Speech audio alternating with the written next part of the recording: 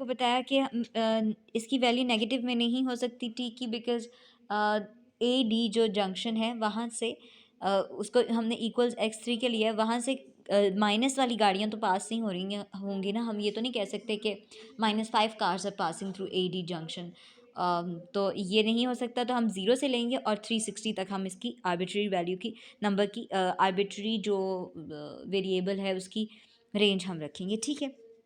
Now हमने equations लिख ली। कैसे? हमने x1 plus x3 equals 360, x2 plus x3 is equal to 390, x3 is equal to T हमने put कर दिया। अब हमने इन इक्वेशंस में टी पुट कर दिया जहाँ जहाँ पे x3 था, और आप देख सकते हैं कि पहली वाली x1 is equal to 360 minus T, x2 is equal to 390 minus T. तो उसने यही कहा था ना पहले पार्ट में कि आप x1 को x2 को इन टर्म्स ऑफ x3 लिखें, ठीक है। तो वो हमने t इज़ बेसिकली x3 वो हमने लिख दिया।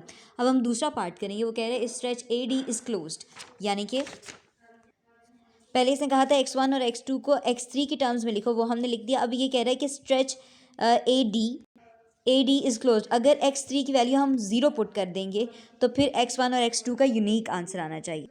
तो यहाँ पे ये जो दो इक्वेशंस मेरे पास आई हैं, इसको मैं ए स्टार बोल देती हूँ, ठीक है, इसको मैं बी स्टार बोल देती हूँ, ठीक है।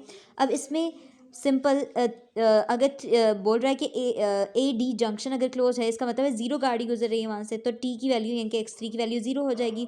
तो x1 is equal to 360, this answer is unique, ठीक है। इसी तरीके से x2 is equal to x2 plus T is equal to 390 था ना, तो x2 प्लस 0 इक्वल्स 390 हमारे पास आ जाएगा, ठीक है।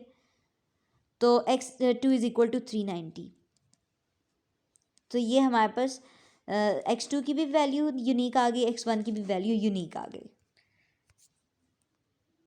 अब इसने एक बोला था if the stretch A D और the stretch C D is closed then show that the solution of the problem is unique. हमने ए डी को बंद करके यानी कि x3 की वैल्यू 0 पुट करके देखी, तो हमने देखा कि यूनिक आंसर आया, ठीक है। लेकिन अब हम सी डी को यानी कि हमारे पास क्या है, सी डी x2 को हम 0 पुट करके देखते हैं इन इक्वेशंस में, और देखते हैं कि हमारे पास क्या आंसर आता है, यूनिक आता है या नहीं। x2 की हमारे पास एक ही इक्वेशन है, x2 plus T is equal to 390। तो हम क्या करेंगे, ये वाली इक्वेशन जो है x2 अगर मैंने 0 पुट किया तो t इज़ इक्वल टू 390।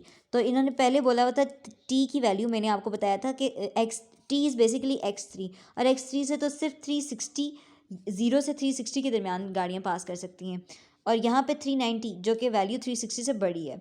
तो इसका मतलब है x3 की वैल्यू यहाँ पे 390 आ रही है। इसका मतलब है कि ए डी वाले टर्मिनल से 390 गाड़ियाँ पास हो रही हैं, जो कि गलत है। तो this solution is not possible, solution is not possible, ठीक है। ये हमारा